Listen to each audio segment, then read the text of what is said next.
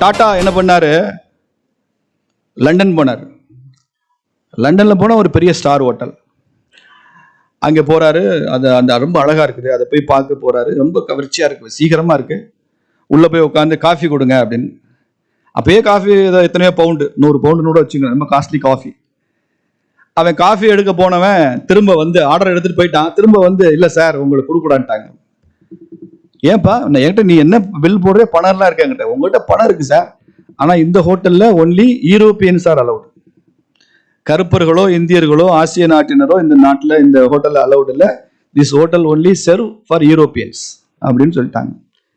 என்னப்பா பணம் வச்சிருக்கேன் தரமாட்டேங்கிறேன். இல்லை சார் கொடுக்க முடியாது, ப்ளீஸ் கெட் அவுட். அதான் அர்த்தம், அதான் வெளியில போங்கன்னு சொல்லாம உங்களுக்கு இல்லை அப்படின்ட்டான். இப்போ நம்மகிட்ட பணம் இருந்து ஒரு ஹோட்டலில் போய் உட்காந்து, இல்லைங்க மதுரைக்காரனுக்கெல்லாம் நாங்கள் காஃபி தரது இல்லைங்கன்னு யாராச்சும் சொன்னா என்ன பண்ணுவீங்க? மவனை வெளியில வாட அவனை வச்சுக்கிறேன். யாரப்பட்ட யாருக்கிட்ட? மதுரைக்காரனுக்கு காஃபி இல்லைம்பியா, டீ இல்லைம்பியா.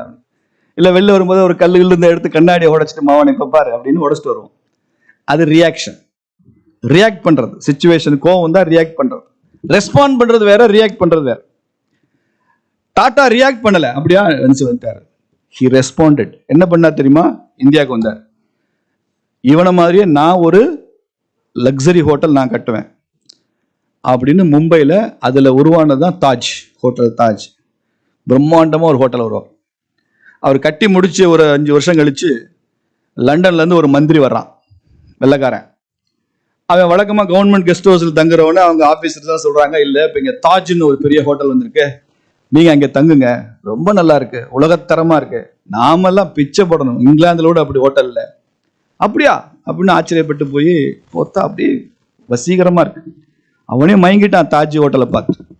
எப்படி இந்தியாவில் இப்படிப்பட்ட ஹோட்டல் கட்ட முடியும், இந்தியன்ஸ் இப்படிப்பட்ட ஹோட்டல் கட்ட முடியும், ஆச்சரியப்படுறான். அப்போ இது யார் கட்டினது அப்படின்னு கேட்குறான். அந்த டாட்டான்னு ஒருத்தர் இருக்கார், ஜாம்ஷெட்ஜி டாட்டா அவர் பேர். ரத்தன் டாட்டாவோட முன்னோடி அவர் தான். அவரை நான் பார்க்கலாமா? பார்க்கலாம், வர சொல்லுவோம். அமெரிக்கா லண்டன்லேருந்து மந்திரி வந்திருக்காருன்னா அவரும் சந்தோஷமா உங்களை பார்க்க வருவார். தகவல் சொல்கிறாங்க, அவரும் வர்றாரு. அவர்கிட்ட இவர் கேட்குறான், இவ்வளவு அற்புதமான ஒரு ஹோட்டல் கட்டணும்ன்ற இன்ஸ்பிரேஷன் உங்களுக்கு எங்கேருந்து வந்துச்சு? உங்ககிட்ட இருந்தா வந்துச்சு. எங்கிட்ட இருந்து வந்துச்சு? ஆமாம். எப்படி சொல்கிறீங்க? நான் வந்தேன் லண்டனில் இந்த ஹோட்டலுக்கு, நீங்கள் வந்து யூரோப்பியன்ஸுக்கு தான் காஃபி தருவோம், இந்தியன்ஸுக்கெல்லாம் காஃபி தர மாட்டேன்னு சொல்லிட்டீங்க.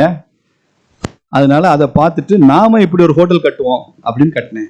அவன் அப்படி ஸ்டன் ஆகிட்டான். அப்படியே சொல்லி உங்களை இன்சல்ட் பண்ணாங்க? ஆமாம். Mister minister, you denied coffee for me, but I will offer coffee to you. Server, அவருக்கு ஒரு காஃபி கொடு அப்படின்னா. செருப்பால் அடிச்ச மாதிரி இருந்துச்சா இல்லையா? இந்தியர்களுக்கு காஃபி இல்லைன்னு சொன்னீங்க, ஐரோப்பியன்ஸ் மாத்திரம் தான். நீ ஐரோப்பியன், நீ உள்ள வந்திருக்க, நாங்க மறுக்க மாட்டோம், எங்க ஹாஸ்பிட்டாலிட்டி அது இல்லை, உனக்கு காஃபி நான் கொடுக்க சொல்றேன் அப்படின்னு சர்வர் கூப்பிட்டு, காஃபி கூட ஐயாக்கு ஃப்ரீயா, காசு வாங்காம அப்படின்னு சொன்னான். ஓசி காஃபி குடிச்சிட்டு வந்தான் இந்த லண்டன் மந்திரி.